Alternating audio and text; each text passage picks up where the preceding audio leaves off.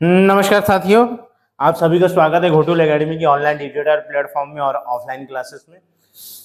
कल के क्लास में हम लोग जीवाणु जनित रोगों के बारे में पढ़ लिए थे, देख लिए थे कैसे टाइफाइड होता है, ठीक है। देख लिए थे कि कैसे इन्फ्लुएंजा होता है, इन्फ्लुएंजा नहीं, इन्फ्लुएंजा तो अभी इसमें पढ़ने वाले हैं, विषाणु जनित रोग में पढ़ने वाले हैं।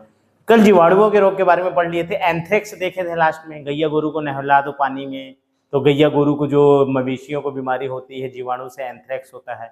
इसी को फिर हम जैविक हथियार में उपयोग करते हैं, अटैक कर दो कहीं, है ना। सिंधु नदी में मैं बोला था कि किसी बीमार व्यक्ति को नहला देना ताकि पाकिस्तान वाले क्या हो जाएं, पूरे के पूरे लोग जैविक हथियार उनका उपयोग कर दें।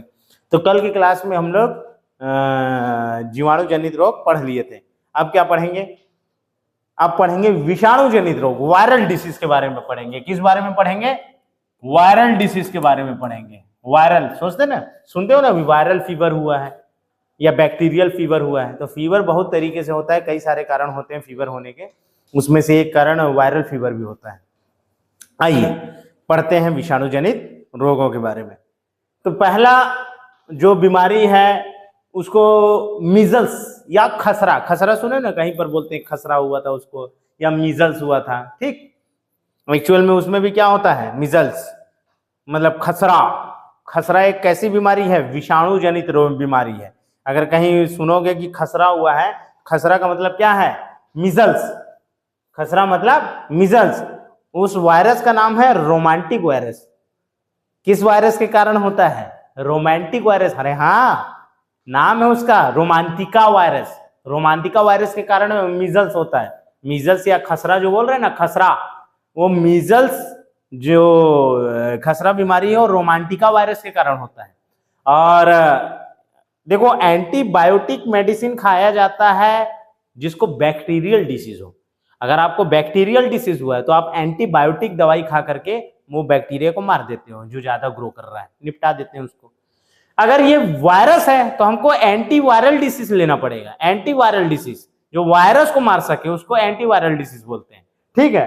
तो मीजल्स या खसरा ये किस कारण होता है? ये रोमांटिका वायरस के कारण होता है। ये एंटीबायोटिक से ठीक नहीं हो सकता। ऐसा भी प्रश्न पूछा था कि क्या खसरा को एंटीबायोटिक दवाई से ठीक किया जा सकता है? भाई ये वायरल डिसीज है, वायरल डिसीज है तो एंटीबायोटिक कहां से काम करेगा? एंटीबायोटिक मेडिसिन कहां से काम करेगा? एंटीबायोटिक मेडिसिन काम करता है किसके लिए? आपके बैक्टीरियल डिसीज के लिए। और कुछ वायरल डिसीज भी हैं जो एंटीबायोटिक से ठीक हो जाते हैं। लेकिन मीजल्स या खसरा, मीजल्स मतलब इंग्लिश, खसरा मतलब हिंदी, खसरा को आप एंटीबायोटिक से ठीक नहीं कर सकते। इसका टीका 9 महीने में लगता है। कब लगता है? 9 महीने में इसका टीका लगता है। 9 महीने में एक बार टीका लगवाना ही पड़ता है। 9 महीने में एक बार इसका टीका लगाना ही पड़ता है। जो खसरा है ना, खसरा मतलब एकदम भौंकने वाली खांसी, कुकुर खांसी तो है ही, उसको वोमिंग कब बोलते हैं। लेकिन उसके अलावा जिसको खसरा हुआ है, खसरा में भी आदमी खांसते रहता है, सर्दी आ जाता है, बुखार आ जाता है, पूरा चेहरा दाने आने लगते हैं। तो खसरा एक खतरनाक बीमारी है, रोमांटिका वायरस के कारण है। रोमांटिका रूबेला भी इसको बोलते हैं, रोमांटिका रूबेला डिसीज, रोमांटिका रूबेला डिसीज, ठीक। रोमांटिका रूबेला के कारण होता है ये खसरा। और इसका जो टीका है 9 महीने में एक बार लगाना पड़ता है। इस टीका का नाम होता है MMR। इसका जो टीका है ना, इस टीके को, कि कौन सा टीका लगाया जाता है जब किसी को खसरा हो जाता है, तो MMR का टीका लगाया जाता है। MMR का मतलब होता है मीजल्स, मम्स और रूबेला। मीजल्स, मम्स और रूबेला, मीजल, मम्स और रूबेला, मीजल, मम्स और रूबेला, ये तीनों बीमारी का टीका एक साथ लगा देते हैं। MMR का टीका लगाया जाता है किसी व्यक्ति को। जैसे अभी तो क्या है, अपन जन्म लेने के बाद ही हम लोगों को ये सब टीका लगने लगता है। गलती से खसरा किसी को अगर हो गया है तो उसको 9 महीने में एक बार टीका लगवाना पड़ता है। MMR का टीका लगाया जाता है। जैसे कुत्ता काट देता है, रेबिस का टीका 14 इंजेक्शन लगाते हैं, सुने ही होंगे। ऐसे ही इसका जो है हर 9 महीने में एक बार टीका लगाया जाता है। एक बार टीका लगा देंगे फिर, जैसे हमको कोरोना हुआ था तो 3 वैक्सीन लगा, ठीक है। वैसे ही इसका जो होता है अपना रोमांटिका रूबेलाई का, उसका 9 महीने में एक बार टीका लगाया जाता है। और MMR, इसका टीके का नाम क्या है? MMR, mumps, measles, rubella. दूसरा बीमारी है सबसे खतरनाक बीमारी, जो सबसे पहले पूरे भारत में फैल जाता रहा, हाथ पैर कमजोर हो जाता था, पोलियो। पोलियो याद रखिएगा विश्व का सबसे छोटा वायरस है। इस दुनिया का सबसे छोटा वायरस कौन सा है? इस दुनिया का सबसे छोटा वायरस पोलियो है। इसीलिए पोलियो एक वायरल डिसीज है। पोलियो एक वायरस का नाम है, वो सबसे छोटा वायरस है, सबसे छोटा वायरस। आ रहा है समझ में? इसीलिए सबको हो जाता था, सबसे छोटा इसलिए फैल जाता था। ठीक, तो पोलियो सबसे छोटा वायरस है। ये करता क्या है? ये हमारे सेंट्रल नर्वस सिस्टम को इफेक्ट करता है। सेंट्रल नर्वस सिस्टम मतलब हमारा ब्रेन और हमारे मेरुरज्जु को, हमारे ब्रेन और हमारे मेरुरज्जु को ये प्रभावित करता है। अगर गलती से किसी के शरीर के अंदर पोलियो वायरस आ गया है तो पोलियो वायरस सीधा सेंट्रल नर्वस सिस्टम को प्रभावित करता है। और अगर सेंट्रल नर्वस सिस्टम प्रभावित हो गया, ब्रेन कोई दिक्कत हुआ तो लकवा मार देता है, पैरालाइज बोलते हैं ना, पैरालाइज हो जाना। तो पैरालाइज का जो अटैक है वो किस लिए है? वो लकवा का लक्षण किस कारण आ सकता है? पोलियो के कारण आ सकता है। ठीक है, पोलियो के टीके की खोज किसने की थी? ये भी पूछा गया प्रश्न में कि पोलियो के टीके की खोज किसने की गई थी। तो सन 1952 में जॉन सॉल्क नामक वैज्ञानिक ने की थी। जॉन सॉल्क नामक व्यक्ति ने की थी। पोलियो का टीका 3 बार लगाया जाता है। जब हम छोटे रहते हैं तो हमको 3 बार टीका लगता है। पहला टीका लगता है 1.5 माह में, दूसरा टीका लगता है 2.5 माह में और तीसरा टीका लगता है 3.5 महीने में।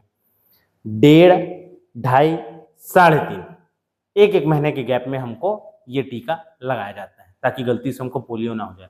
पोलियो हो जाएगा तो हमारा सेंट्रल नर्वस सिस्टम, हमारा ब्रेन क्या है, इफेक्टेड हो जाएगा। और ब्रेन अगर इफेक्टेड होगा तो क्या होगा? लकवा मार सकता है।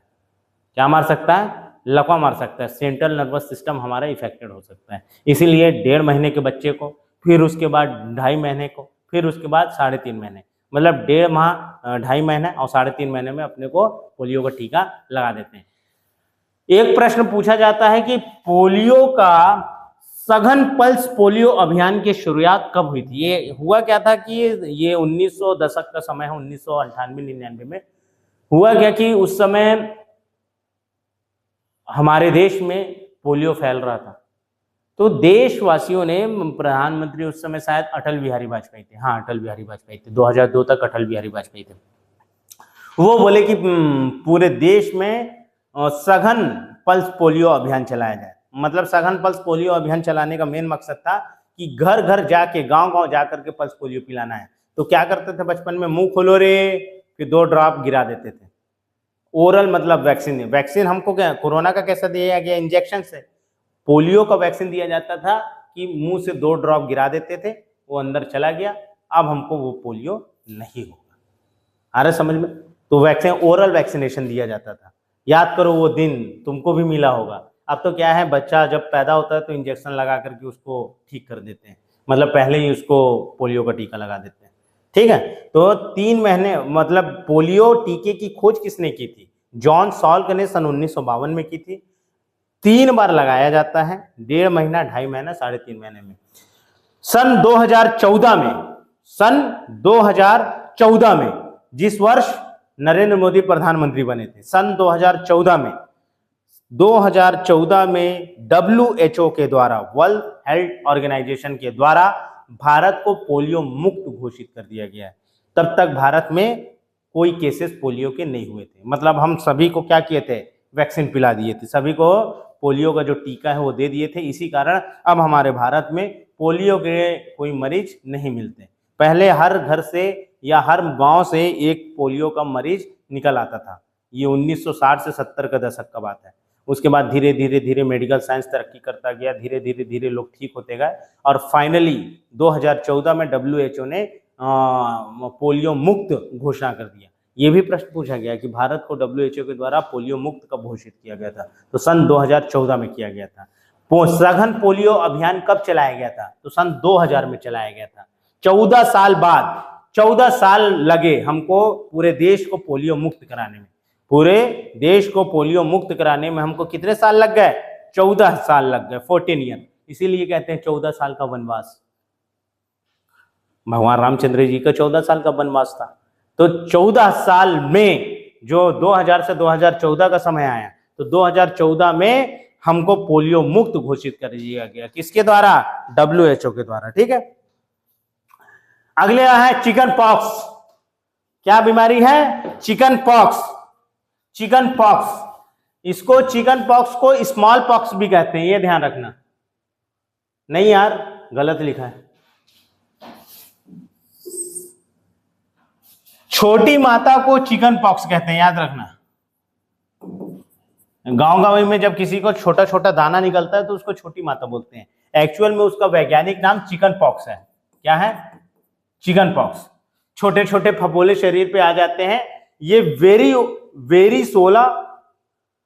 वेरिसोला जोस्टर वायरस के कारण होता है। जो छोटी माता जो बीमारी है, पहली बात की छोटी माता बीमारी, जो छोटी माता को चिकन पॉक्स कहते हैं, ध्यान रखना, एकदम दिमाग में ले आओ। चिकन पॉक्स का मतलब होता है छोटी माता, और बड़ी माता अगर किसी को ही है तो उसको कहते हैं चेचक, उसको कहते हैं स्मॉल पॉक्स। जो बड़ा बड़ा दाना है उसको स्मॉल पॉक्स कहते हैं, जो छोटा दाना है उसको चिकन पॉक्स कहते हैं। एक्चुअल में क्या है? चिकन पॉक्स चिकन से आया है, इस कारण ऐसा बोलते हैं कि चिकन पॉक्स की बीमारी मतलब छोटी माता, पूरे शरीर में छोटे छोटे दाने निकल आते हैं। ठीक है, किस वायरस के कारण होता है? तो वेरिसोला जोस्टर वायरस के कारण होता है। किस वायरस के कारण होता है? वेरिसोला जोस्टर वायरस के कारण होता है। छोटी माता चिकन पॉक्स, छोटी माता चिकन पॉक्स, वेरिसोला जोस्टर के कारण होता है। इसी को छोटी माता कहते हैं, चिकन पॉक्स को। ठीक, अब बड़ी माता किसको बोलते हैं? बड़ी मतलब चेचक। एक समय पूरे देश में चेचक हो जाता था, हर घर से चेचक हो जाता था। मेरे को भी बड़ी माता निकल चुकी, मेरे को भी चेचक हो गया था। चेचक का क्या है? वैक्सीन लगता है, लेकिन कभी कभी ना अपन अगर ध्यान नहीं दे रहे हैं, जा करके गंदगी में हो जा रहे हैं, या किसी के घर वर चल दिए जहाँ गंदगी है। अब क्या है, बचपना में अपन कहीं भी खेल रहे हैं, मिट्टी में गिर रहे हैं, है ना, दोस्तों के साथ में ले लपटा लपटी कर रहे हैं, हम मारूंगा पीटूंगा, ऐसे स्कूलों में नहीं। हाँ, तो उस समय क्या हुआ था, एक बार मेरे को भी निकली रही ये चेचक माता। ये जो बड़ी माता होती है ना, बड़ी माता मतलब एक्चुअल वो चेचक है, उसको स्मॉल पॉक्स कहा जाता है। और इस बीमारी को कहते हैं कि बड़ी माता आई है, मतलब वो 2-3 दिन में ठीक हो जाता है। क्यों 2-3 दिन में ठीक हो जाता है? चेचक अगर निकला तो हमारे बॉडी में तो एंटीबायोटिक दवाई है, बड़ी माता में कोई दवाई नहीं खाया जाता। नीम का पत्ती सर के पास रख देते हैं, पूजा पाठ होने लगता है, और उस रूम में कोई नहीं जाता है, साफ सफाई रखते हैं। अगर किसी के घर में लगा होगा, मेरे को देखा टीका चंदन लगा के मेरा पूजा कर रहे हैं, मैं बोला ये कौन सी बीमारी है भाई कि मेरे को पूजा करके ठीक कर रहे हैं? तो ऐसा बोला जाता है कि बड़ी माता आ गई है। और अगर साफ सफाई नहीं रखोगे तो वो नाराज हो जाती है। एक्चुअल उसके पीछे का कारण ये है, वो चेचक है, उसको स्मॉल पॉक्स कहा जाता है। बोला भले स्मॉल पॉक्स जा रहा है, लेकिन वो क्या है? बड़ी माता है। भले स्मॉल पॉक्स बोल रहे हैं, लेकिन वो बड़ी माता है। ठीक है, छोटी माता मतलब चिकन पॉक्स, उसका वैज्ञानिक नाम चिकन पॉक्स। बड़ी माता का स्मॉल पॉक्स चेचक है। तो वो दाना निकलता है, साफ सफाई रखते हैं। और अब तो क्या है, चेचक का वैक्सीन लग जाता है। बचपन में ही हमको चेचक का वैक्सीन लग जाता है। अभी बताने वाला हूँ इसकी एक बहुत बड़ी स्टोरी। हाँ, बहुत बड़ी स्टोरी बताने वाला हूँ, चेचक के टीके की खोज कैसे हुई थी। तो चेचक किसके कारण होता है? तो वो वेरियोला वायरस के कारण होता है। ये भी वेरियोला जोस्टर के कारण होता है, और ये भी वेरियोला के कारण होता है, वेरियोला जोस्टर के कारण होता है। जो छोटी माता है वो वेरियोला जोस्टर के कारण होता है, और ये जो चेचक है वो केवल वेरियोला के कारण होता है। इसी का एक वेरिएंट है, जैसे कोरोना का एक वेरिएंट है ना, तो वेरियोला का ही एक वेरिएंट है वेरियोला जोस्टर। उसके कारण छोटी माता होती है। बड़ी माता या चेचक किसके कारण होता है? एक वायरस के कारण होता है, जिसका नाम है वेरियोला वायरस। वेरियोला वायरस, उससे चेचक होता है। बड़े बड़े दाने आ जाते हैं पूरे शरीर में, चेहरे में भी दाने आ जाते हैं। यह है कि वो ठीक हो जाता है, आप साफ सफाई रखोगे, सही खाना खाओगे तो वो ठीक हो जाता है। नॉर्मली वो ठीक हो जाता है। डॉक्टर भी बोल देता है कि बस इसको घर में रखो, ठीक है। चेचक के टीके की खोज किसने की थी? तो याद रखिएगा, पहली बात जी हाँ, अगर इस दुनिया में पहला वैक्सीन बनाया गया है, इस दुनिया में पहला अगर वैक्सीन बनाया गया है तो वो चेचक का ही बनाया गया है। ठीक, और एडवर्ड जेनर ने बनाया था। एडवर्ड जेनर ने बनाया था। छोटी माता हो चाहे बड़ी माता हो, चेचक हो चाहे चिकन पॉक्स हो, ये दोनों में टीका ये काम आता है। जो चेचक का टीका है ना, चेचक का टीका दोनों में काम आता है। और ये याद रखना कि एडवर्ड जेनर ने चेचक के टीके की खोज की थी, इसीलिए एडवर्ड जेनर को फादर ऑफ वैक्सीनेशन कहते हैं। एडवर्ड जेनर ने किसकी खोज की थी? चेचक के टीके की खोज की थी। चेचक के टीके की खोज, चेचक के टीके की खोज की थी।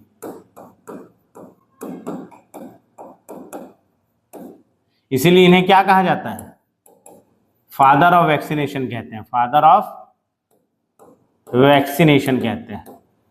पहली बार दुनिया में पहली बार वैक्सीन किसने बनाया? पहली बार वैक्सीन बनाए थे एडवर्ड जेनर ने। किसने बनाया था? एडवर्ड जेनर ने बनाया था। सर्वप्रथम वैक्सीन किसने बनाया था? तो सबसे पहली बार इस दुनिया में वैक्सीन एडवर्ड जेनर ने बनाया था। किसका बनाया था? तो चेचक का बनाया था। अब हुआ क्या था, स्टोरी समझना। एक चरवाहा था बच्चा जो गाय चराने जाता था, ठीक है। अब हुआ क्या था कि एडवर्ड जेनर के समय ना पूरे उस तरफ में, मतलब ब्रिटेन में, पहले तो पूरी दुनिया को गुलाम बना के रखा था ब्रिटेन। तो ब्रिटेन का ही एक हिस्से में फैला हुआ था बीमारी चेचक। पूरे गांव के गांव लोगों को बड़ी माता हुई थी। और वो पूरे के पूरे गांव के लोगों को बड़ी माता हुई है, सब मर रहे हैं, कितने लोग निपट गए थे। अब ये टेंशन में आ गए। भाई वहाँ के साइंटिस्ट ब्रिटेन वाले हैं। हाँ, दुनिया, याद रखना कि दुनिया का सबसे शक्तिशाली राष्ट्र वही है जहाँ सबसे अच्छे, सबसे ग्रेटेस्ट साइंटिस्ट हैं। अगर आपके देश में सबसे ग्रेटेस्ट साइंटिस्ट हैं तो आपका देश विकसित हो जाएगा। भाई आपके पास बम बनाना आ गया, आपके पास एक से एक डॉक्टर है, बेचो दवाई, बेचो वैक्सीन, बेचो हथियार। कैसे कि आप शक्तिशाली नहीं बनोगे? अमेरिका अगर सबसे ज्यादा शक्तिशाली है तो उसका रीजन क्या है? उसके पास ग्रेटेस्ट साइंटिस्ट है, हथियार बना लेते हैं, दवाई बना लेते हैं। रूस भी वही है, फ्रांस भी वही है, जापान भी वही है, टेक्नोलॉजी है उसके यहाँ। तो जितने भी विकसित देश हैं, याद रखिएगा, विकसित देशों की खासियत ही यह है कि उनके पास ग्रेटेस्ट साइंटिस्ट हैं, ग्रेटेस्ट डॉक्टर हैं, ग्रेटेस्ट रिसर्चर्स हैं। वो रिसर्च करके बता लेते हैं क्यों क्यों। अब एडवर्ड जेनर को देखा यार गांव में फैला हुआ है, क्या करो। एक बार वो एक बच्चे को देखे कि वो ना ऐसे जा रहा था और वो गाय चरा रहा था, ठीक है। अब गाय चरा रहा था तो वो देखे, बोले यार ये गाय चरा रहा है और इसके चेहरे में ना छोटा छोटा दाना हुआ है, पूरे बॉडी में छोटे छोटे दाने हुए हैं, छोटे छोटे दाने हुए थे। अब उसको ये लगा कि यार इसके चेहरे में छोटा छोटा दाना हुआ है और वो सूख गया, मतलब इसको चेचक हुआ था और ये ठीक हो गया, कैसे हुआ? तो वो बोले कि भैया अब मेरे को पता करना पड़ेगा। वो गए चॉकलेट लेकर के गए, जाकर के बोले कि ले बेटा तेरे लिए कुछ ले करके आया हूँ। वो देखा बेचारा जो गाय को चरा रहा था, है ना, बोला चॉकलेट, हाँ ठीक है। बोले बेटा मैं तेरे को एक डब्बा चॉकलेट दूंगा, पूरा एक डब्बा चॉकलेट दूंगा, तेरे को मेरे साथ चलना है मेरे लैब में। तो बोला पक्का दोगे ना आप? पूरा चॉकलेट एक पैकेट दोगे, पूरा डब्बा ना? बोले हाँ पूरा एक डब्बा दूंगा, डब्बा क्या तेरे को 2 डब्बा दे दूंगा, तो मेरे साथ चल, बस थोड़ी देर का काम है। वो गए तो उनको ये लगा कि देखो जब प्यूबर्टी आता है, जब हम 14-15 साल के होते हैं, जब हम जवान हो रहे होते हैं, तो हमारे चेहरे में पिंपल्स आता है। हार्मोनल चेंजेस के कारण हमारे चेहरे में पिंपल्स भी आता है 14-15 से। जैसे ही 9वीं से हम लोग 9वीं से 11वीं 12वीं पहुंचने लगते हैं तो नहीं, चेहरे में आवाज भारी होने लगता है। लड़का हो चाहे लड़की हो, उनके चेहरे में थोड़ा सा पिंपल्स आने लगते हैं। एक्चुअल वो पिंपल्स जवानी की निशानी है कि हाँ भाई हम अब जवान हो रहे हैं, हमारे अंदर हार्मोन्स आ रहा है, ठीक है। दाढ़ी में दाढ़ी आने लगता है ना, तो उसी समय पिंपल्स आते हैं। तो उनको लगा कि कहीं ये पिंपल्स जवानी की निशानी तो नहीं है, कि भाई पता चला कि इसको प्यूबर्टी आ रहा है, इसका 14-15 साल का उम्र है। तो पहले वो पूछे बाबू तेरा उम्र क्या है? बोला मेरा उम्र 9 से 10 साल है। बोले 9 से 10 साल? बोले यार इतना जल्दी तो प्यूबर्टी आता नहीं है, चल बोले तेरे को 2 डब्बा चॉकलेट दूंगा, तू मेरे लैब में चल। लैब में ले गए उसको। लैब में ले जाने के बाद उसको बोले कि यार तू एक तेरे को काम करना है, तेरे को 2 डब्बा चॉकलेट चाहिए ना? बोले हाँ 2 डब्बा चॉकलेट चाहिए। बोले जल्दी से पूरा कपड़ा उतार दे। बोलता है सर ये क्या बात कर रहे हो आप, ये क्या करने लाए हो आप मेरे को लैब में? आप पूरा कपड़ा उतारने के लिए क्या करने वाले हो मेरे साथ? बोले डर मत बाबू, मैं सिर्फ ये देखना चाहता हूँ कि जो जवानी की निशानी है, जवानी की निशानी मतलब पिंपल्स, जो वो तेरे चेहरे में दिख रहा है, तेरे चेहरे में छोटे छोटे दाने थे वो सूख गए हैं, तो कहीं ऐसा तो नहीं कि तेरा ये प्यूबर्टी का लक्षण है। मेरे को ये देखना है कि क्या तेरे पूरे बॉडी में हुआ था। क्योंकि जब बड़ी माता होती है जिसको अपन चेचक बोलते हैं, तो चेचक में हमेशा याद रखना कि चेचक जिसको होता है उसको दाना पूरा निकलता है, पूरे बॉडी में दाना निकलता है, मतलब पूरे शरीर के हर अंगों में दाने निकलते हैं। तो बोले कि एक बार पूरा तो कपड़ा उतार दे। तो बोला मैं, फिर बोले चॉकलेट दूंगा, कुछ नहीं करूंगा, माँ कसम कुछ नहीं करूंगा। फिर वो बोला ठीक है, वो कपड़ा उतारा, देखे कि हाँ ऊपर से नीचे तक उसके में पूरे में बॉडी में वही था पिंपल्स। तो समझ गए कि इसको चेचक हुआ था, ये पुष्टि हो गया कि इसको चेचक हुआ था। बोले अब ये बता कि तू कुछ दवाई खाया था क्या? बोले नहीं, मैं तो नॉर्मल खाना पीना खाता हूँ। बोले तू कपड़ा पहन ले पहले, सबसे पहले तो भाई तेरे को अब डर खत्म कर दूं। दूसरी बात ये ले तेरा 2 डब्बा चॉकलेट, अपने असिस्टेंट को बोल करके 2 डब्बा चॉकलेट बुलाए। बोले 2 डब्बा और दूंगा। क्या करूंगा? 2 डब्बा और दूंगा, बस मैं तेरा थोड़ा सा ब्लड निकालूंगा। क्या करूंगा? तेरा थोड़ा सा ब्लड निकालूंगा। बोले कि अब ये देखो आप मारने काटने की बात करने लग गए, पहले तो आप कपड़ा उतारने के लिए बोल दिए, मेरे को डर गया, मेरा मोलेस्ट ना कर दें अब आप मारने काटने की मेरा खून निकालेंगे। बोले थोड़ा सा निकालूंगा, बदले में 3 डब्बा चॉकलेट दूंगा। तो बोला सोचा बच्चा, बोला चलो ठीक है, थोड़ा सा निकाल देंगे तो क्या होगा। वो बहला फुसला के थोड़ा सा खून निकाल लिए। अब बोले कि तू जा, तेरे को मैं छुड़वा देता हूँ, कार से छुड़वाए उसको। अब वो scientist Edward Jenner, greatest scientist, वो तुरंत उसके बॉडी से निकाले, देखे कि एंटीबॉडी बन गया है। एंटीबॉडी कैसे बना? कि अगर वैक्सीन तैयार होता है तो कैसे होता है? अगर आपके बॉडी में जो कोरोना का वैक्सीन लगाया गया, कैसे लगाया गया? मरे हुए वायरस को आपके बॉडी में डाला जाता है। ठीक है, हमेशा याद रखना, जो चेचक का भी वायरस वो जो बना ना वैक्सीन, कैसे बना? मरा हुआ चेचक तो था, मतलब उसका वायरस बॉडी में थे उस बच्चे के, लेकिन मर गए थे। और अगर आपके बॉडी में कोई भी एंटीजन गया तो एंटीबॉडी बन जाएगा। ठीक है, तो हमारे भी बॉडी में जो वैक्सीन डाला जाता है, कैसे डाला जाता है? वो इनएक्टिव वायरस होता है, हमेशा याद रखना, इनएक्टिव वायरस होता है। वायरस जैसा ही उसका, पहले क्या करते हैं कि उसको वायरस जैसा बना लो, उसका जो स्ट्रक्चर है उसको वायरस जैसे पूरा उसका केमिकल कंपोजिशन वायरस वाला कर दो और बॉडी में डाल दो। अब जैसे ही बॉडी के अंदर वायरस जैसा चीज जाएगा, वायरस नहीं, वायरस जैसा चीज, मतलब एकदम उसका हु कॉपी, इनएक्टिव वायरस बोल रहा हूं, इनएक्टिव वायरस। इनएक्टिव वायरस का मतलब वो एक्टिव नहीं है, सक्रिय नहीं है, वो तुम्हारे बॉडी में गया, वो कुछ अपना काम नहीं करेगा, इनएक्टिव है। लेकिन अगर तुम्हारे बॉडी में चला गया है तो तुम्हारा जो व्हाइट ब्लड सेल्स है वो तो एंटीबॉडी बना लेगा। अब वो एंटीबॉडी आपके बॉडी में बन गया, जो एंटीबॉडीज थी आपके ब्लड में है। अब जब दोबारा कभी वैसा वायरस आपके शरीर में जाएगा तो ये जो आपके एंटीबॉडी हैं वो जाकर के उसको क्या कर देंगे? निपटा देंगे, किल कर देंगे, निपटा के रख देंगे। आया समझ में? तो एंटी जो बॉडी होते हैं वो एंटीबॉडी बनाने के लिए इनएक्टिव वायरस को हमारे शरीर में डाला जाता है, यही वैक्सीनेशन है। सबसे पहली बार एडवर्ड जेनर ने वैक्सीन तैयार किया था, वो छोटे से बच्चे को, और उसका खरोचे थे, वो जो फोड़ा था ना, उस फोड़े को खरोच के निकाले थे। ब्लड से तो चेक किए ही कि एंटीबॉडी बन गया है, और उसके थोड़ा सा बोले फोड़ा को दिखा भाई तेरा, तो थोड़ा सा घिस करके उसमें वो देखे कि हाँ वायरस जो है इसका मर गया है, लेकिन वायरस था। तो वो इनएक्टिव वायरस को फिर वैक्सीन दे दे के पूरे जितने मोहल्ले में चेचक फैला हुआ था सभी को इंजेक्शन दिए और ठीक कर दिए। इसलिए इनको नोबेल भी मिला है, और इनको फादर कहा गया, किसका? Father of vaccination, Edward Jenner. किसका टीका का खोज किए थे? चेचक का। तो चेचक जिसको हुआ है उसको तुम मार दो, या किसी को अगर चिकन पॉक्स हुआ है, छोटी माता हुआ है, तो उसको मार दो। वैसे तो अब हमको बचपन में ही लग जाता है चेचक का टीका, है ना? तो बचपन से ही हम लोग मतलब चेचक के प्रति वो हो जाते हैं, मतलब हमारे बॉडी में एंटीबॉडी बन जाया रहता है, तो चेचक हमको होता नहीं। हाँ हाँ, इनएक्टिव वायरस डाला जाता है, एक्टिव नहीं रहता है वो। अगर एक्टिव आ जाएगा तो हम बीमार पड़ जाएंगे, तो इनएक्टिव वायरस डालते हैं। जो कोरोना वायरस भी हमारे अंदर डाला गया है वो इनएक्टिव कोरोना वायरस डाला गया है, ताकि हम उसके प्रति क्या हो जाएं, वो बना ले। अब क्या है कि जो कोरोना वायरस है वो नया नया वेरिएंट बना रहा है, अपना रूप बदल ले रहा है, इसलिए हमको बार बार लगाना पड़ा। अभी एक तो नया वेरिएंट आया है, भले वो विकराल रूप नहीं ले रहा है, लेकिन बीच में अभी फैल गया था पूरे देश में, फिर से बढ़ने लग गए थे केस। तो ये ध्यान रखेंगे कि फादर ऑफ वैक्सीनेशन कौन थे? हमारे Edward Jenner, sir Edward Jenner.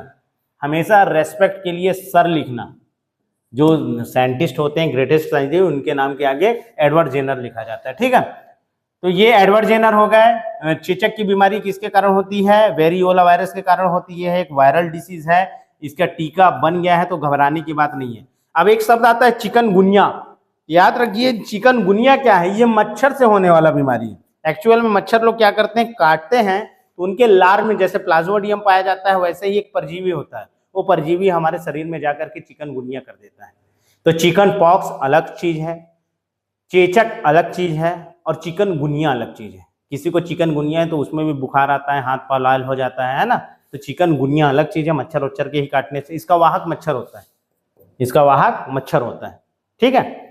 मच्छर के काटने से उसके मुंह से लार में प्लाज्मोडियम जैसा प्रोटोजोआ चीज चला जाता है और हमको बीमार कर देता है, ठीक है।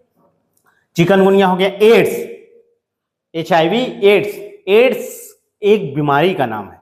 वो किस कारण से होता है? तो उस एक वायरल डिसीज है, वायरस के कारण होता है। उस वायरस का नाम है HIV, human immuno deficiency virus.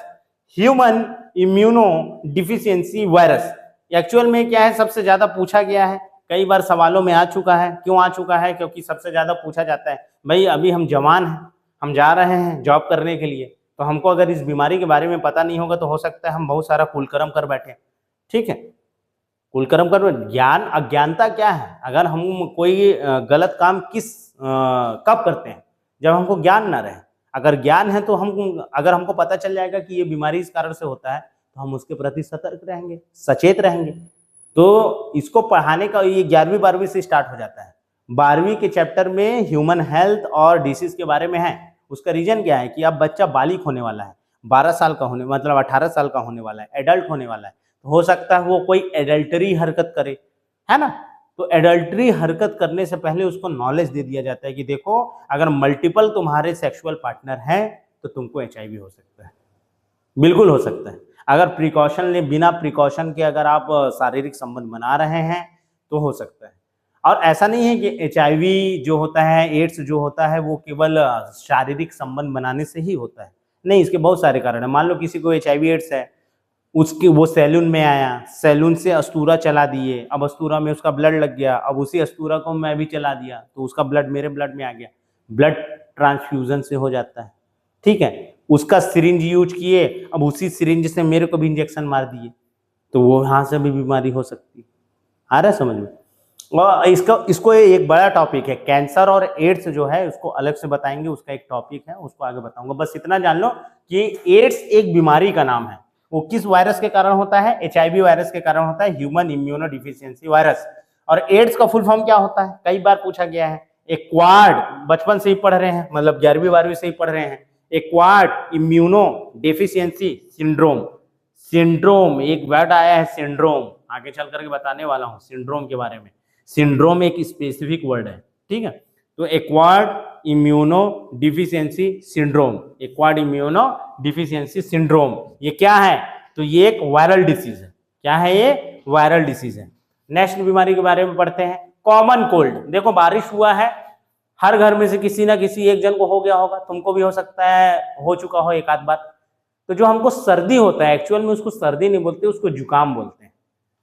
सर्दी तो भाई एक सीजन का नाम है, विंटर सीजन। विंटर मतलब क्या? सरद, सर्दी, सर्दी का एक मौसम है, ठंड का मौसम।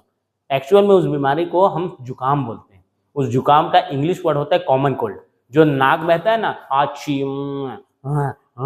ये जो होता है, वो जो सर्दी है उसको कहते हैं सामान्य सर्दी है, मतलब कॉमन कोल्ड कहा जाता है। और ये याद रखना रैनो वायरस के कारण होता है। रैनो का मतलब होता है नाक, सर्दी में नाक रोया। तो कभी अगर याद रखना रहे कि सर्दी में किस वायरस के कारण होता है, तो सर्दी में नाक रोया रैनो वायरस के कारण, रैनो वायरस के कारण सर्दी होता है। ये जो रैनो वायरस है ये दुनिया में सबसे ज्यादा संक्रमण फैलाने वाला वायरस है। पूरी दुनिया में सबसे ज्यादा सर्दी होता है। मतलब अगर पूरी दुनिया में कोई सी बीमारी होती है तो कौन सी बीमारी होती है? मतलब पूरी दुनिया में अगर एक कॉमन बीमारी कौन सी है? सर्दी, जुकाम। वो अमेरिका का व्यक्ति हो, चाहे इंडिया का व्यक्ति हो, चाहे अफ्रीका का व्यक्ति हो, चाहे रूस का व्यक्ति हो, सबको सर्दी होता है। किस वायरस के कारण होता है? रैनो वायरस के कारण होता है। किस कारण से होता है? रैनो वायरस। तो कॉमन कोल्ड का हिंदी शब्द क्या है? जुकाम। क्या है? जुकाम। ठीक, किस वायरस के कारण? रैनो वायरस के कारण। और दुनिया में सर्वाधिक संक्रामक रोग फैलाने वाला वायरस, मतलब दुनिया में सबसे ज्यादा कौन सा वायरस पाया जा सकता है? ऐसा बोल सकते हैं, रैनो वायरस पाया जाता है। सभी को सर्दी कर देता है और जल्दी से ठीक भी हो जाता है। तुम्हारे बॉडी में इतनी इम्यून सिस्टम है कि वो अकेले निपटा सकता है। इसीलिए कई लोग सर्दी की गोली भी नहीं खाते, चाय पीते हैं, काढ़ा पीते हैं और उससे ही ठीक हो जाते हैं। क्योंकि तुम्हारा अगर इम्यून सिस्टम अच्छा है तो ये सब छोटे मोटे बीमारी तुमको नहीं घेरेंगे। समझ में आ रहा है? अब आता है hepatitis B. Hepatitis B, hepatitis का मतलब कहीं पर भी हिपेटाइटिस आ रहा है वर्ड तो मतलब समझ जाना यकृत की बात हो रही है। यकृत मतलब लीवर की बात हो रही है। किसकी बात हो रही है? लीवर की बात हो रही है। अगर लीवर खराब हो जाए तो उस स्थिति को हेपेटाइटिस कहते हैं। वो भी कई प्रकार का होता है, उसमें से एक बीमारी hepatitis B. Hepatitis B entero virus के कारण होता है। किस वायरस के कारण होता है? एंटेरो वायरस के कारण होता है। अगर एंटेरो वायरस किसी को संक्रमित कर दिया है तो उसको हेपेटाइटिस बी हो जाता है। उससे क्या होता है? यकृत खराब हो जाता है। क्या होता है? यकृत प्रभावित होता है, यकृत खराब हो जाता है। और याद रखना, अगर यकृत खराब है तो पीलिया हो जाते हैं, पूरा खून जो है पानी बन जाता है। इसीलिए पूरा शरीर ना पूरा पीला पीला सफेद दिख जाता है। ऐसा लगता है कि यार ये तो कितना गोरा दिख रहा है, लेकिन वो गोरा नहीं, एक्चुअल में उसके शरीर में खून की कमी हो चुकी है, उसका खून पानी बन चुका है, पीलिया हो जाता है वो बिलीरुबिन के कारण। याद करो, यकृत हमारा क्या बनाता है? क्या एक्सक्रीटरी प्रोडक्ट है? यकृत में बिलीरुबिन बनता है, वही पीलापन हमारे मल से निकल जाता है। तो अगर यकृत ही खराब हो गया तो पूरा पीलापन हमारे बॉडी में फैल जाएगा, खून जो है पानी बन जाता है, तो पीलिया के लक्षण आ जाते हैं हेपेटाइटिस बी में। इसीलिए लीवर को चेंज करना पड़ता है। कई बार तो ठीक भी नहीं होती। मेरी एक दोस्त थी, उसकी मम्मी बेचारी खत्म हो गई हेपेटाइटिस बी में, बचा ही नहीं पाते। एक बार लीवर डोनेट कर सकते हैं, दोबारा लीवर मिला ही नहीं। अगर मान लो लीवर डोनेशन हुआ है तब तो अच्छी बात है, कोई लीवर डोनर मिल गया तो अच्छी बात है। अगर लीवर नहीं मिल रहा है तब तो कोई इसका इलाज ही नहीं। थोड़ा बहुत अब इंजेक्शन बनने लग गया है, थोड़ा बहुत अब इंजेक्शन बनने लग गया तो कंट्रोल में किया जा सकता है, लेकिन बहुत खतरनाक बीमारी है। ठीक है, एंटेरो वायरस के कारण होता है, यकृत प्रभावित होता है, पीलिया के लक्षण आ जाते हैं। और याद रखना, एक शब्द पूछा गया था कि एंटेरो वायरस में डीएनए पाया जाता है। अब ये बात समझना कि डीएनए किस किस जो वायरस होता है वो किस किस चीजों का बना होता है। तो वायरस की संरचना देखना,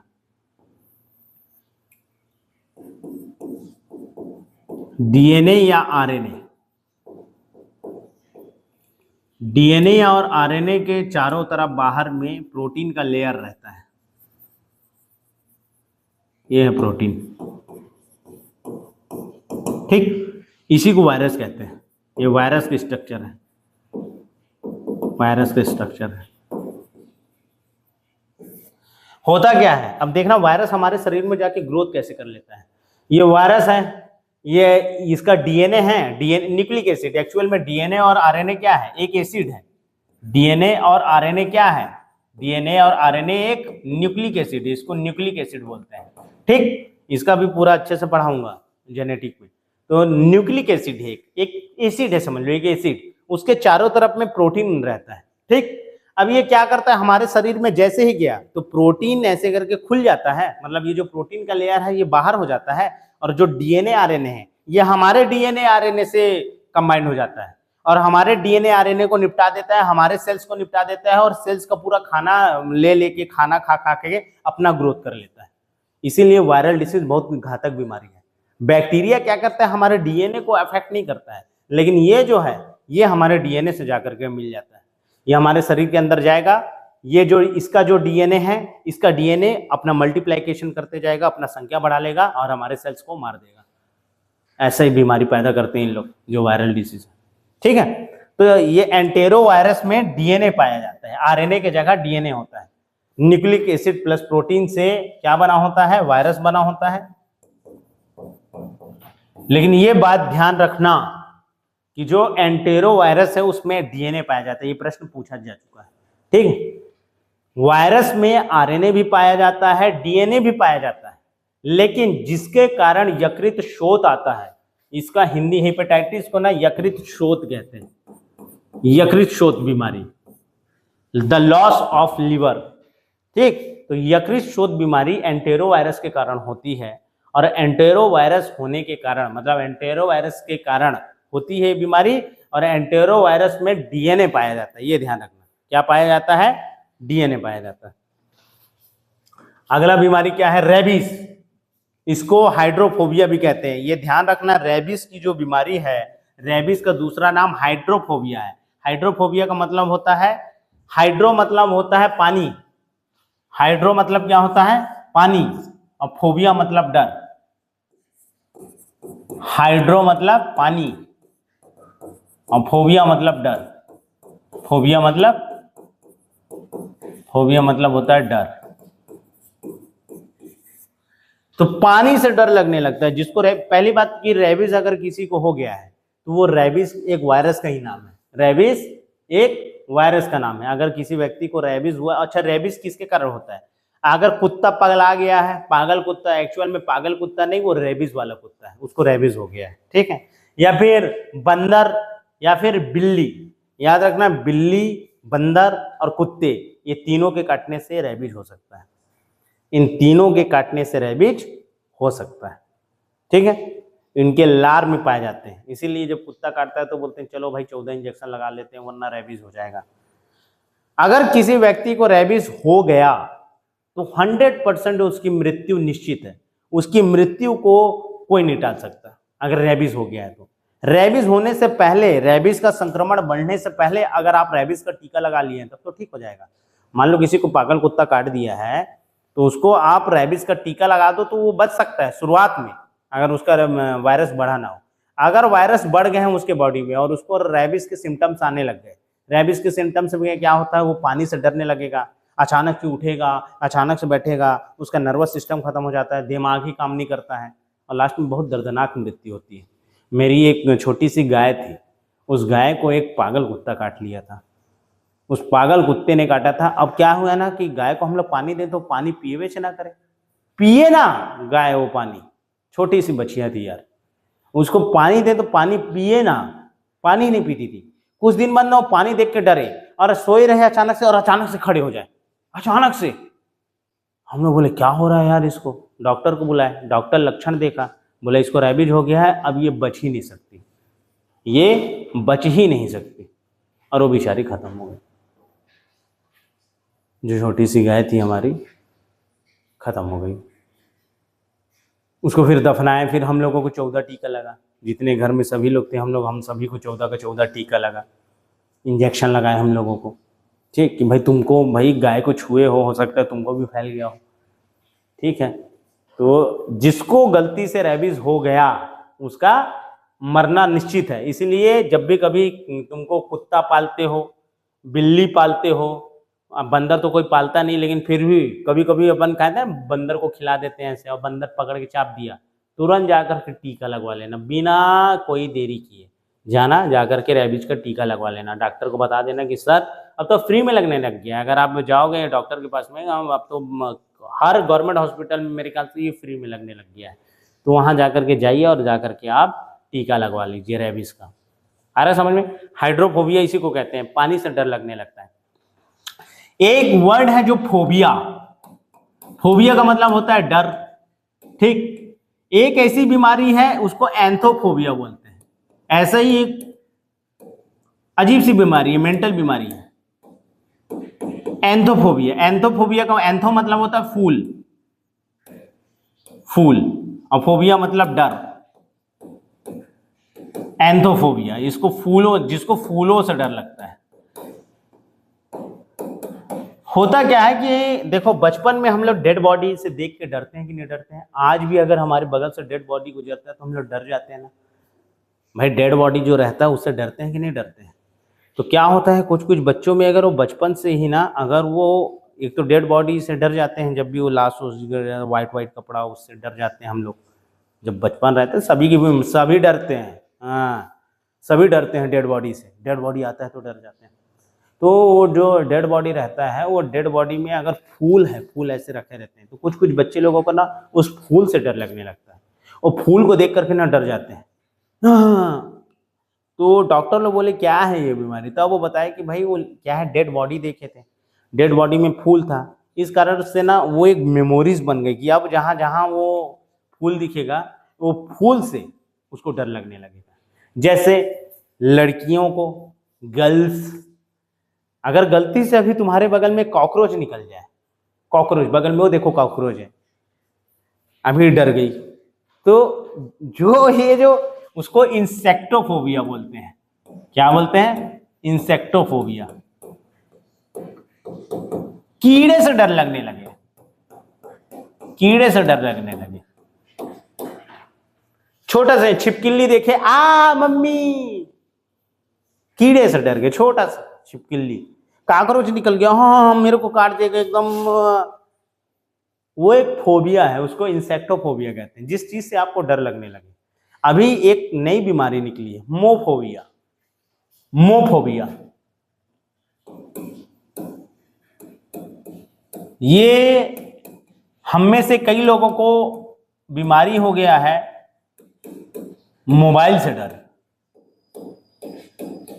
मोबाइल से डर, हे भगवान मेरा मोबाइल का लॉक लगा हुआ है कि नहीं लगा है, अरे यार मेरा मोबाइल मम्मी तो चेक नहीं कर लेगी, अरे यार मैं उसका लॉक कोड किया हूं कि नहीं किया हूं, अरे यार मैं उसका इंस्टाग्राम बंद की हूं कि नहीं की हूं, अरे मैं फेसबुक बंद की हूं कि नहीं की हूं, अरे मेरा व्हाट्सएप लॉक है कि नहीं है।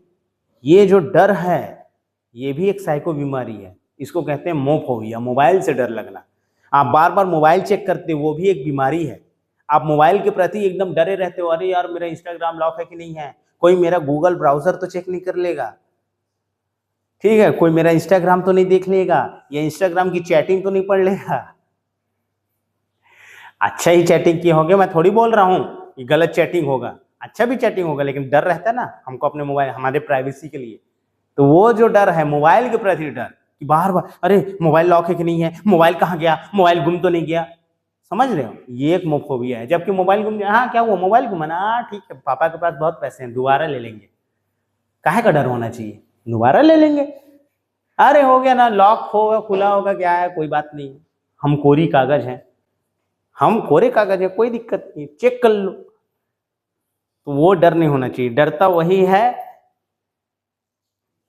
वही है जिसके नसों में गलतियां, सिंघम का एक डायलॉग है, डरता वही है जिसके नसों में गलतियां होती हैं। जो गलतियां करती है, जो गलतियां करते हैं उन्हें ही डर लगता है, जो गलतियां नहीं करते उनको कभी डर नहीं लगता।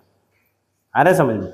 तो मोफोबिया, तो फोबिया मतलब डर। हाइड्रोफोबिया रेबीज है, एंथोफोबिया फूलों से डर लगता है, इंसेक्टोफोबिया कीड़े से डर लगना। इसको दूर करने का कोई लक्षण नहीं है, इसको दूर का भाई आप सामना करो, डर का सामना करो। फूल जिससे डर रहे हो उसके सामने जाओ, हाँ चल ला देखते हैं, हाँ क्या होगा चल देखते हैं, फूल देख के आएंगे। भूत से डर लगता है, साले को कब्रिस्तान में चले जाओ, हाँ चल आज आमना सामना हो ही जाए, मैं चुड़ैल तू भूत आ सामने, ठीक है, हाँ मोला मैं भी चुड़ैल, हाँ निकल भूत तू है तो, ठीक है। तो वो क्या है, आमना सामना नहीं कर पाएंगे। अरे तुम लोगों से तो पूरी लड़की से बहस मतलब जिंदगी तहस रहे, तो तुमसे तो पूरी दुनिया डरती है, भूत की क्या औकात, वो तो डरेगा ही डरेगा। तो आप जाइए, अगर डर लगता है बैठ जाइए एक बार कब्रिस्तान में, अरे समझ में, हाँ बैठ जाइए, जो होगा देखा जाएगा। कीड़ा आ रहा है खड़े रहो, हाँ लेते तेरे में दम है तो आप काट, चिपकल लिया ना ले काट, तेरे में दम है तो ले खड़ी हूं अब ले काट, ले जा करके डंडा से उसी को मार दो, डर निकल जाएगा, एकदम ऐसा लगेगा कि तुम युद्ध जीत गए हो, भारत पाकिस्तान का तुम युद्ध जीत गए।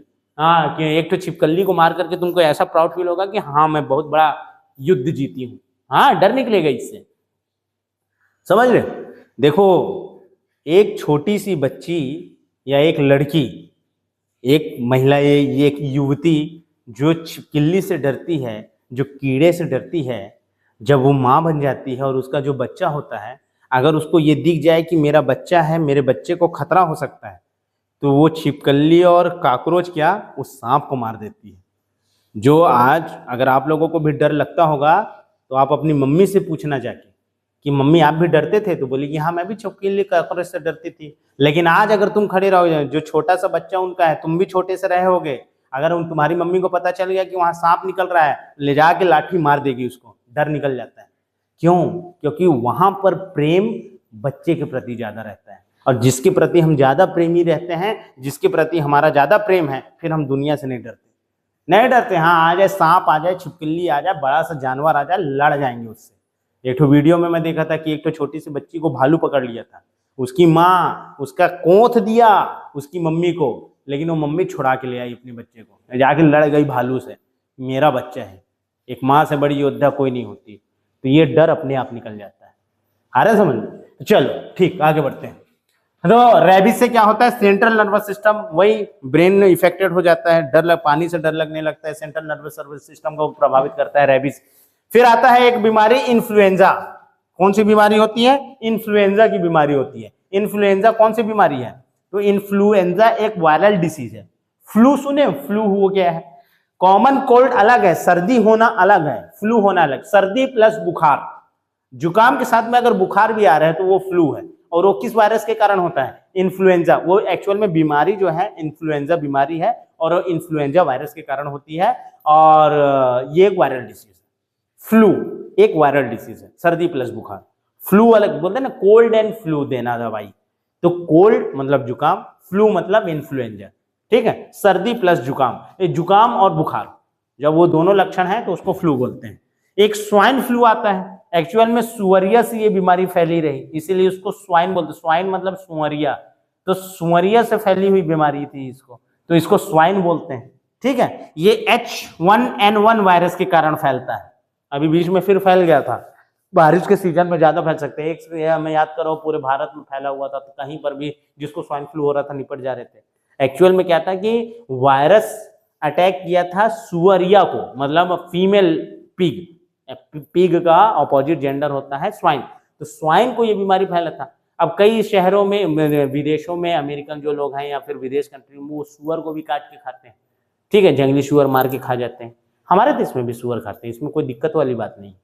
तो वो कहते हैं कि जो सुअर का मांस होता है सबसे टेस्टी मांस होता है, यस, ऐसा बोला जाता है। तो सुअर का मांस खा रहे थे। अब हुआ क्या, वहां से कोई ऐसा व्यक्ति रहा होगा जिसके शरीर में भी ना, जो सुअर पाले होंगे उनके शरीर में फैल गया होगा। अब वो फैला तो और लोगों को फैल गया, तो ये स्वाइन फ्लू बीमारी था, ये वहां से निकला हुआ था, एक सुअरिया से ये बीमारी फैली थी इंसानों में, इसीलिए उसका नाम स्वाइन फ्लू दिया गया। इसका एक्चुअल में वायरस का क्या नाम था, तो H1N1 वायरस था, H1N1 वायरस के कारण फैला था, ठीक है। एक बीमारी फैली थी, याद करो, एक पिक्चर था पैंडेमिक, कोरोना वायरस में एक पिक्चर निकली थी, मेरे ख्याल से वो ताइवान की मूवी थी या साउथ कोरियन मूवी थी, पैंडेमिक, आज मोबाइल में जाके सर्च करना। सार्स बीमारी वहां फैली हुई थी, सार्स। सार्स का फुल फॉर्म होता है serious acute respiratory syndrome. SARS का फुल फॉर्म क्या होता है, सीरियस एक्यूट रेस्पिरेटरी सिंड्रोम, सांस से संबंधित बीमारी है, सांस लेने में दिक्कत होता है। अगर कोरोना वायरस भी हो रहा था, तो कोरोना वायरस में क्या हो रहा था, सांस लेने में दिक्कत हो रही थी, सांस लेने में छाती फूल रहा था, दिक्कत हो रहा था, रेस्पिरेटरी सिस्टम। भाई जिसको कोरोना हुआ उसका क्या हुआ, फेफड़ा ना जम गया पूरा। तो सार्स, कोरोना भी एक सार्स वायरस है, कोरोना भी क्या है, एक सार्स वायरस है। सबसे पहले ये सार्स हुआ था, पूरी दुनिया में पहला कोरोना टाइप का वायरस सार्स फैला था। सार्स एक वायरस का नाम है, एक बीमारी का नाम है, जो उस समय क्या, उस वायरस को ही सार्स वायरस बोला जाता था, सीरियस एक्यूट रेस्पिरेटरी सिंड्रोम, जिस बीमारी के कारण होता है।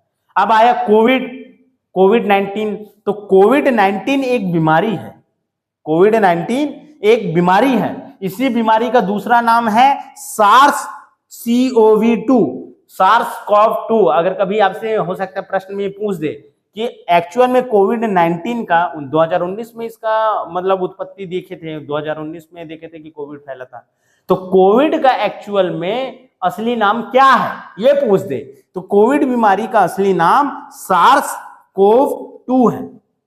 2 इसलिए क्योंकि इससे पहले हो चुका है, एक बार और सार्स फैला था, लेकिन वो इतना विकराल नहीं था, एक एरिया में फैला फिर ठीक हो गया। दोबारा जो वेरिएंट फैला ना, वो पूरा तहलका मचा के रख दिया, ठीक है, फैलता गया फैलता गया फैलता गया।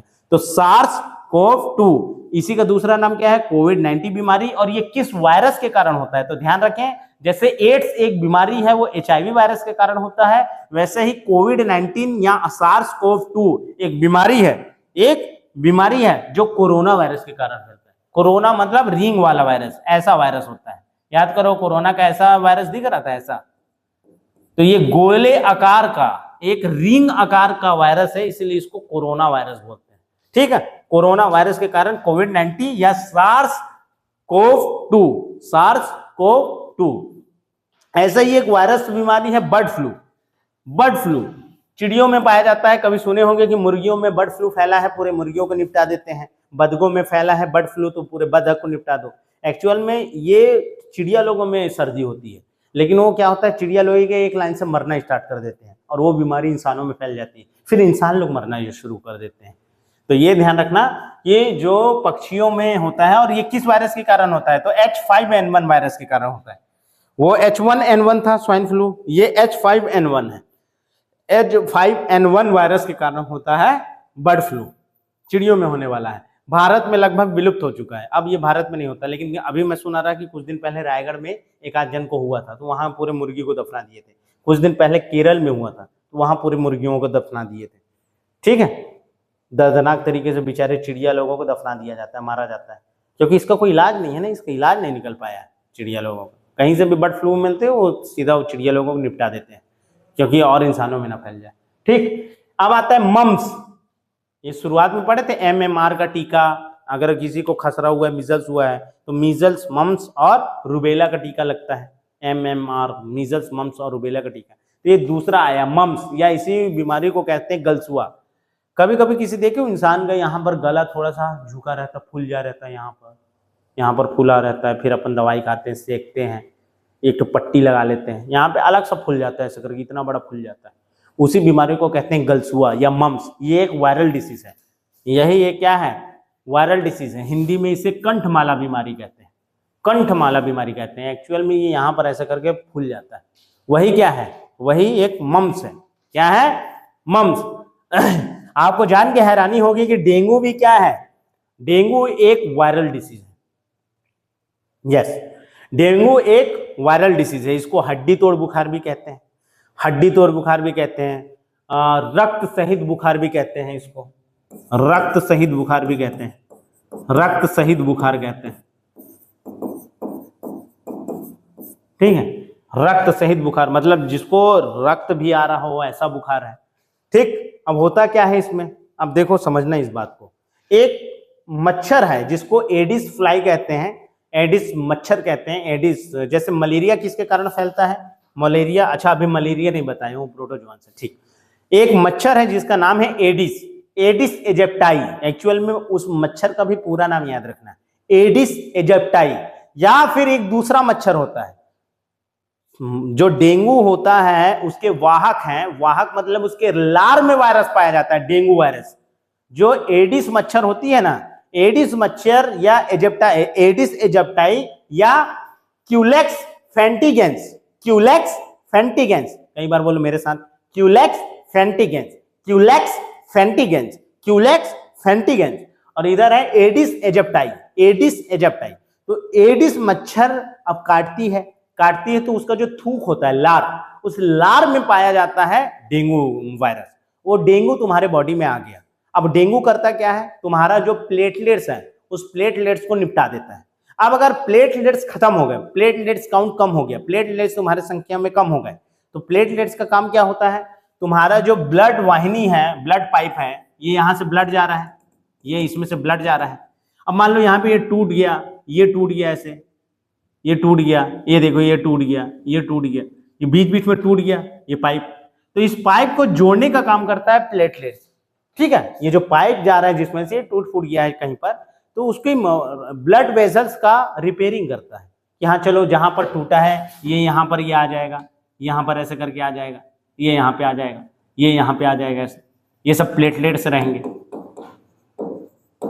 ये जो प्लेटलेट्स हैं इस पाइप को जोड़ने का काम करते हैं, मरम्मत का काम करते हैं। अब प्लेटलेट्स कम हो गया है तो भाई ये तो टूट गया, अब तो जोड़ने वाला कोई है नहीं। अब जब खून बहेगा तो पूरा चारों तरफ बहेगा और खूब दर्द देगा, हाथ पांव, तो इसीलिए इसको हड्डी तोड़ बुखार कहते हैं। पूरा हड्डी दर्द देने लगेगा, शरीर दर्द देने लगेगा, पूरा शरीर एकदम।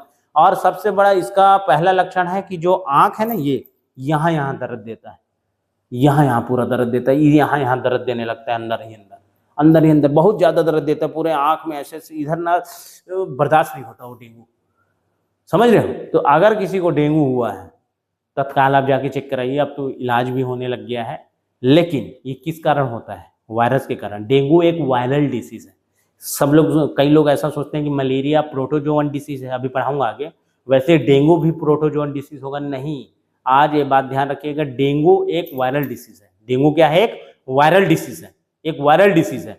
डेंगू का वाहक कौन है, कौन सा मच्छर काटते हैं, याद रखिएगा, एडिस एजिप्टाई और क्यूलेक्स फेंटिगेंस, ये मच्छर होता है।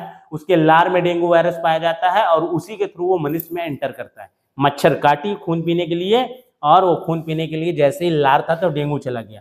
प्लेटलेट्स कम हो जाएंगे, रक्त वाहिनियों टूट फूट जाएंगी और आपका क्या होगा, पूरा वो बॉडी दर्द देने लगेगा। इसका पहला लक्षण है नेत्र, आई कैविटी में दर्द देना, पूरा आंख के नीचे का ये जो हिस्सा है ये पूरा क्या होगा, दर्द देने लगेगा। यही क्या है, डेंगू है। यही क्या है, डेंगू है। अब आता है पित्त ज्वर, कभी सुने होंगे येलो फीवर आना, येलो फीवर, वो भी सेम है, सेम, वो भी संक्रामक बीमारी है, एक से दूसरे को फैल जाती है। इसका भी एडिस मच्छर फैलाता है। एडिस मच्छर आएगा, पहले तुमको काटेगा, फिर तुम्हारे बगल में जो बैठी है उसको जाकर के काट देगा। तो पहले तुमको हो जाएगा येलो फीवर, फिर इसको हो जाएगा येलो फीवर। आ रहा समझ में, पूरा डेंगू वाला लक्षण है, पूरा डेंगू वाला लक्षण। ठीक, इसके बाद अगला जो लक्षण है वो इबोला है। क्या है, इबोला, सुने होंगे कभी, इबोला वायरस फैला था। तो इबोला वायरस किस कारण फैलता है? चलो, मेरे ख्याल से थोड़ा सा लाइट गोल हो गया है, क्योंकि बारिश हो रही है शायद, तो लाइट गोल हो गया है। तो अपन इस क्लास को कल आगे बढ़ाएंगे, चलेगा? ठीक, तो इबोला में पहुंचे हैं, फिर मैं कल बताऊंगा, ठीक है।